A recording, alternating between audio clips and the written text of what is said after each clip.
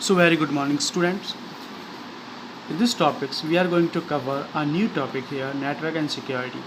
ये कंप्यूटर का वही टॉपिक है हमारे आईटी का जो कि हमने अप्रैल में स्टार्ट किया था। हम उसकी थ्योरी करने जा रहे हैं अब थ्योरी, और इसमें ही हम डिस्कस करेंगे हाफ ईयरली सिलेबस के बारे में। So let's move on.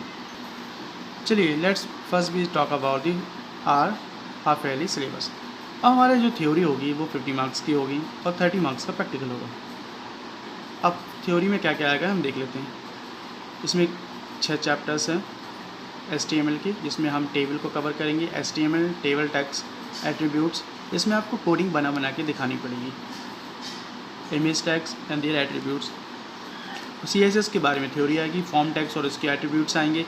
Form tag आपको एक डायग्राम में दिखा दिया जाएगा और डायग्राम के हिसाब से आपको उसके टैग कोडिंग देनी है कि ये कौन सा, इसमें क्या कोडिंग आएगी अगर इसके ये वाला बनाना है तो। Form tags and their attributes. CSS font design, इसमें आ सकता है कि फ़ॉन्ट कैसे डिज़ाइन होता है, CSS कौन सी प्रॉपर्टीज़ लगती है फ़ॉन्ट डिज़ाइन के लिए, कलर के लिए और बीजी कलर के लिए, ये सभी आपको पता होगा। फॉन्ट टैग में स्टाइल टैग का यूज़ होता है और हम हेड टैग के अंतर्गत लगाते हैं इसे आप अच्छे से पढ़ लें। और प्रैक्टिकल जो सेशन होगा उसमें हमारा how to create a form with option. इसमें आप दो तरह की चीज़ें पूछ जाएंगी। How to create a form with option, एक फॉर्म बनवाया जाएगा, उसमें कुछ ऑप्शंस होंगे जिसमें यूज़र नेम होंगे और कुछ डेट ऑफ बर्थ होगा और कुछ एट्रीब्यूट्स लगाने पड़ेंगे, जैसे रेडियो बटन, सबमिट बटन, इस तरह के एट्रीब्यूट्स हमने जो पढ़े हैं वो लगाएंगे। और पासवर्ड वाला भी है जो, उसे भी आप ध्यान से देख लें, सभी ध्यान से देख लें। इसमें से कुछ भी ऑप्शन आता है ये फाइनल नहीं है। और दूसरा जो पहला प्रैक्टिकल है 15 नंबर का होगा। सेकंड प्रैक्टिकल होगा, उसमें एक टेबल बनाना है जिसमें 3 रो और 3 कॉलम्स होंगे और उसके अंदर कुछ टाइप भी करना है, वो टाइप्स इट्स कॉन्फिडेंशियल। सो एक टेबल बनाना है, उसमें 3 कॉलम और 3 रो होंगे। इसके लिए क्या एट्रीब्यूट्स लगेंगे, क्या कोडिंग होगी HTML में, वो आपको एक पेज पे पूरा बना के दिखाना है। कोडिंग पूरा हो, जैसे कि हम कोडिंग करते हैं ना, पहले टैग लगाया HTML, फिर हेड टैग लगाएंगे, ये पूरा लगा दिए। आई यू अंडरस्टैंड। चलिए जो हमारी फर्स्ट यूनिट है नेटवर्क एंड सिक्योरिटी, इसके बारे में बात कर लेते हैं।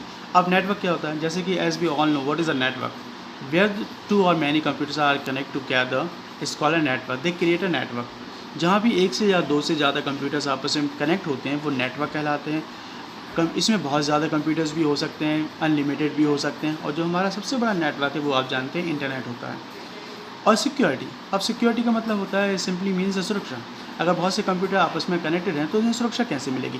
कंप्यूटर में बहुत सारे स्पैम होते हैं, वायरस होते हैं, मलवाराज होते हैं, जो कि जब भी आप कोई भी इंटरनेट एक्सेस करते हैं, कोई भी साइट एक्सेस करते हैं, उसके थ्रू वो अंदर आ जाता है। तो इन्हें रोका कैसे जाए, तो ये रोकने के जो तरीके होते हैं उन्हें सिक्योरिटी कहते हैं। आजकल हम इंटरनेट पे यूज़ इसलिए कर पाते हैं क्योंकि हमारे पास कई सिक्योरिटीज़ होती हैं।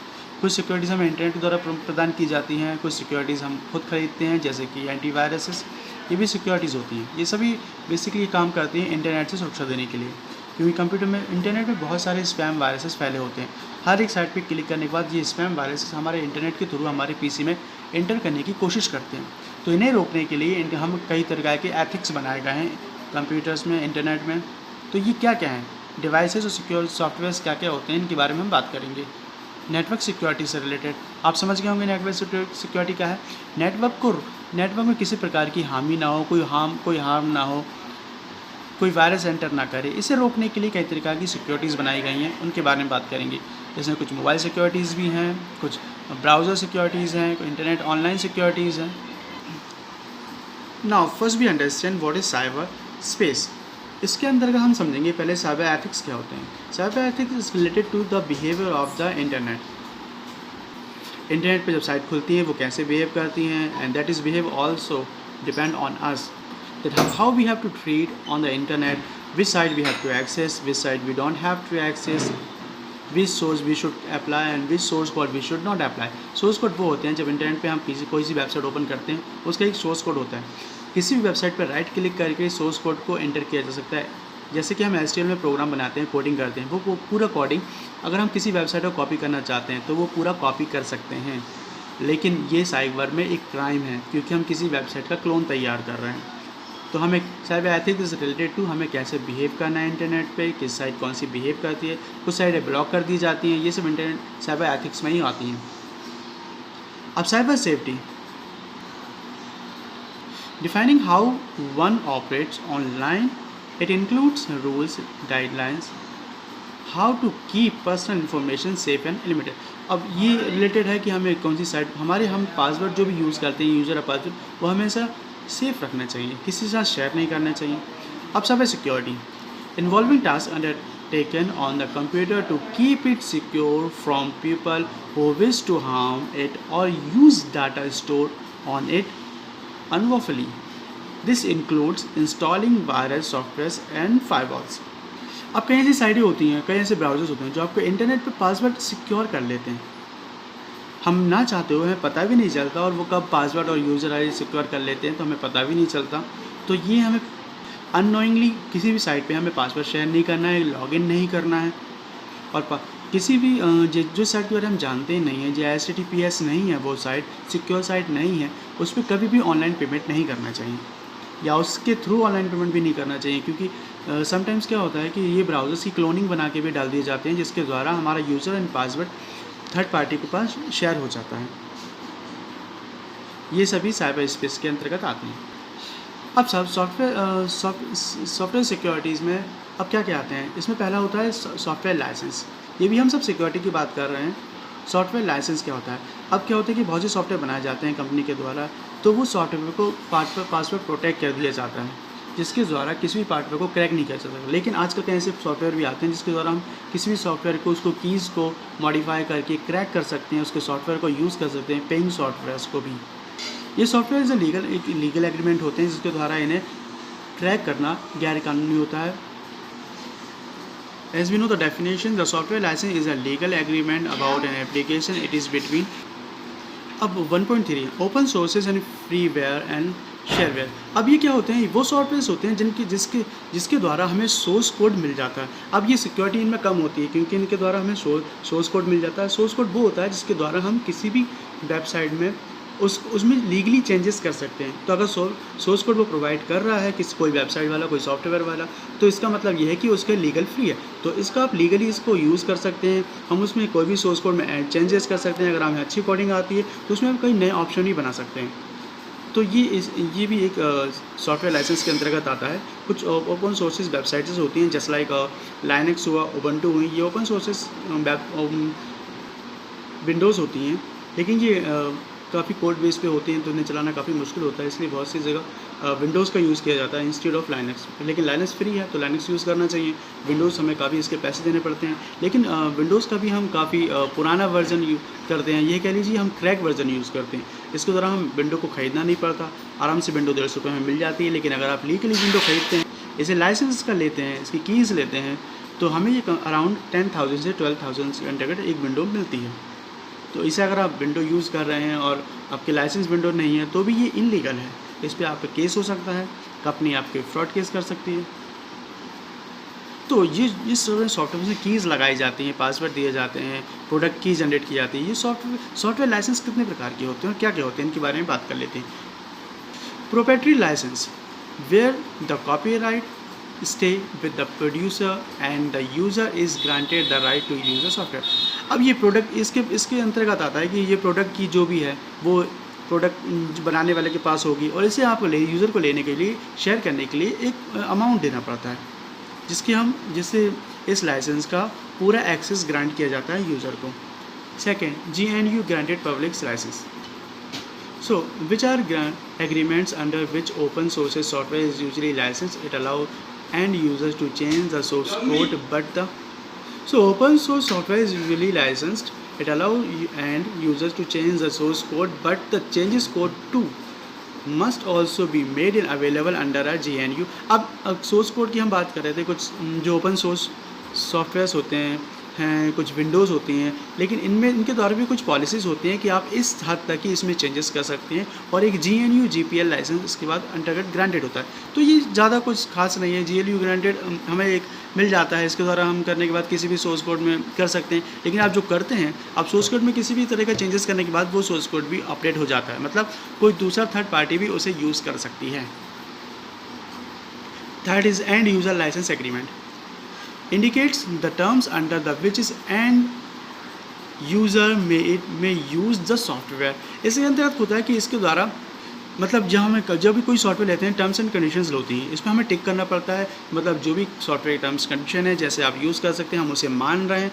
आपने देखा होगा जब भी कोई सॉफ्टवेयर इंस्टॉल करते हैं टर्म्स एंड कंडीशन का ऑप्शन आता है, लेकिन हार्डली होता है कि हम उनसे बहुत पढ़ते हैं क्योंकि काफ़ी बड़ा होता है, हम सिर्फ क्लिक करके आगे बढ़ जाते हैं। तो वो terms and condition her software में होती है। वर्क स्टेशन लाइसेंस, अब ये जो लाइसेंस होता है वो एक सिंगल कंप्यूटर्स के लिए होता है। इसके अंतर्गत बताया गया था कि एक लाइसेंस को एक ही कंप्यूटर में एक बार इंस्टॉल किया जा सकता है। इस एक ही कंप्यूटर को, एक ही सॉफ्टवेयर को एक कंप्यूटर से दूसरे कंप्यूटर में इंस्टॉल करने के लिए आपको अलग से उसे परचेज़ करना पड़ेगा। ये डिफाइन करता है उसके IP एड्रेस से कि एक कंप्यूटर में हो गया तो उसका IP हो गया। दूसरे कंप्यूटर में अगर आप इंस्टॉल करेंगे तो सॉफ्टवेयर नहीं लेगा क्योंकि वो एक बार एक PC में ले चुका है। लेकिन इसे भी हैक किया जा सकता है, ये भी काफ़ी आसान होता है। But I will not suggest you to hack this crack or the softwares.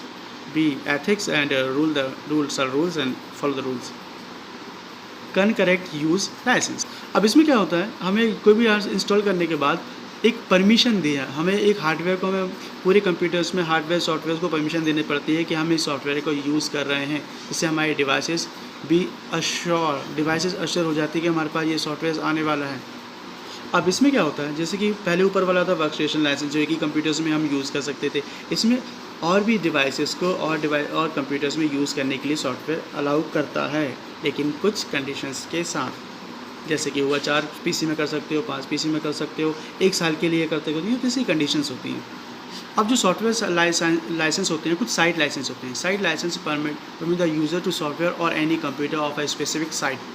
अब इसमें क्या होता है, किसी भी सॉफ्टवेयर को किसी भी साइट पर परमिशन करने की परमिशन दी जाती है। ये भी सिक्योरिटी के अंतर्गत आता है। ऐसा नहीं कि हम जो भी सब सॉफ्टवेयर यूज़ करते हैं सभी इंटरनेट पे एक्सेस हो सकते हैं, नहीं, उसकी परमिशन अलग से उसे ग्रांट, अगर वो लाइबल सॉफ्टवेयर है तो उसकी परमिशन ग्रांटेड होगी। So perpetual licence come without an expire date and allow the software to be use indefinitely. अब इसमें क्या होता है, किसी भी सॉफ्टवेयर को बिना लाइसेंस के, बिना एक्सपायर डेट के साथ उसे यूज़ किया जा सकता है और इसकी लाइसेंस कभी एक्सपायर नहीं होती। ऐसी बहुत सी साइट हैं जो जिन्हें एक्सपायर करने, हमें कभी उन्हें अपडेट करने की ज़रूरत नहीं पड़ती, ऑलरेडी अपडेटेड होती जाती हैं, फ्री होती हैं। और कुछ साइटें ऐसी होती हैं जिनके लिए हमें उन्हें हर साल अपडेट करना पड़ता है, उसके लिए पैसा देना पड़ता है, और कुछ समय के लिए, स्पेसिफिक टाइम के लिए उन्हें यूज़ किया जा सकता है। Licence with maintenance offer, maintenance और software assure along with the original licence free. अब कुछ लाइसेंस फ्री कर दिए जाते हैं, उससे मेंटेनेंस भी फ्री हो जाता है। इसमें क्या होता है, कुछ साइटों को लाइसेंस फ्री कर दिया जाता है और अगर वो लाइसेंस बस it is depend that they are liable, अगर वो हैं तो इन्हें मेंटेनेंस ओरिजिनल फ्री दिया जाता है। ऐसी कई साइटें हैं जो आपको फ्री में अवेलेबल हो जाती हैं, हमें कई तरह के कंटेंट फ्री में दे देते हैं, उनका मेंटेनेंस भी ऑलरेडी सब कुछ फ्री होता है, लेकिन it is depend that should be liable and original. अब इतने सब कानून तो बन गए हैं, लेकिन उन्हें फॉलो कौन करता है, इस पर नज़र कौन रखता है कि that everybody is following the rules और नॉट। तो इन सबको देखने के लिए एक साइबर लॉ बनाया जाता है। एक साइबर लॉ है जो कंप्यूटर पे ऑनलाइन एक्टिविटीज़ को नज़र रखता है। इसके द्वारा, साइबर लॉ के द्वारा, हर एक डिवीज़न में इसका हेड ऑफिस होता है, इसके द्वारा हर चीज़ पर नज़र रखी जाती है, कहाँ पे क्राइम हो रहा है, सॉफ्टवेयर में किस तरह की कंटेंट डाउनलोड हो रहा है, किस तरह कंटेंट डाला जा रहा है, कौन कौन सी नई साइट्स हैं, कुछ फेक पेजेस हैं। ये फटाक से देख के इसे हटाने का काम भी साइबर लॉस के द्वारा होता है। अब कंप्यूटर पे जो ही कोई फ्रॉड होते हैं वो साइबर लॉ के द्वारा एक्टिविटीज़ पूरी फॉलो की जाती हैं। इसके द्वारा क्या होता है कि हमने ऑनलाइन पेमेंट किया, अगर हम ऑनलाइन पेमेंट किसी दूसरे पास चलेगा तो ये पेमेंट कहाँ गया, ये पूरा साइबर लॉ की नज़र में होता है। तो एक तरह का कानून होता है जो कि साइबर लॉ इससे फॉलो करता है और दंड देने का अधिकार भी साइबर लॉ के पास होता है। अब कुकीज़ के बारे में बात कर लेते हैं। Cookies allow a visit website to store its on information about a user to users computers. अब कुकीज़ क्या काम करती हैं, हम जब कोई वेबसाइट खोलते हैं, फॉर सपोज हमने पहली बार कोई साइट खोली, उस पर कुछ भी सर्च किया, फॉर सपोज मैंने लैपटॉप सर्च किया तो वो लैपटॉप हमें दिख जाएगा। अब दूसरी बार अगर मैं उसी साइट पे क्लिक करता हूँ और लैपटॉप पे सर्च करता हूँ तो पहले वो मेरा पुराना रिसर्च दिखाएगा और फिर नया अलाउंस दिखाएगा। और अगर कभी मैं कुछ उसी वेबसाइट को फिर से ओपन करता हूँ और लैपटॉप की जगह कुछ और सर्च करता हूँ तो पहले वो सजेशन में लैपटॉप दिखाएगा। तो ये कुकीज़ होती हैं, हमारी मेमोरीज़ को हमने जो भी किया है उसे सेव कर लेना और फिर बार बार दिखाना, वो कुकीज़ का कार्य होता है। वो किसी वेबसाइट के थ्रू ऑनलाइन हमारे डाटा को स्टोर करती हैं।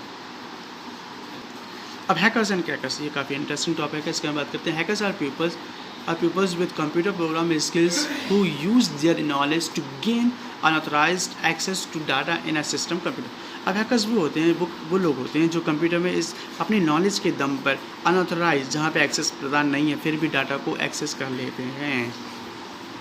हैकर्स बहुत बड़े होते हैं। आप हैकर्स के बारे में बात करते हैं। हैकर्स के द्वारा किए गए एक्टिविटीज़, फॉर सपोज एक विंडोज़ है, लाइसेंस विंडो है, अब उसे क्रैक कर देना, उसे तोड़ देना, उसके पासवर्ड को तोड़ देना, क्रैकर कहलाता है।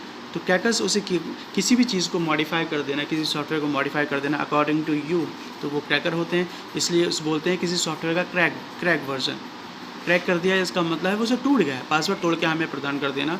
तो ये भी कई साइटों पे आपको मिल जाता है, कई तरह के क्रैकर्स सॉफ्टवेयर्स मिल जाते हैं, पेड सॉफ्टवेयर का क्रैकर्स मिल जाता है। अराउंड विंडो 10 जो आपके पास है वो भी उसका क्रैकर मिल जाएगा। तो ये it is happens by the crackers. I hope you understand till and. So last topic, what is the firewall? Firewall is a program of the hardware device or hardware device that filters the information coming through the internet. अब क्या होता है कि internet पे बहुत सी चीज़ें आ जाती हैं। कभी कभी ऐसा होता है कि हमने जो वेबसाइट ओपन नहीं की, फ्री वेबसाइट ओपन हो जाती है।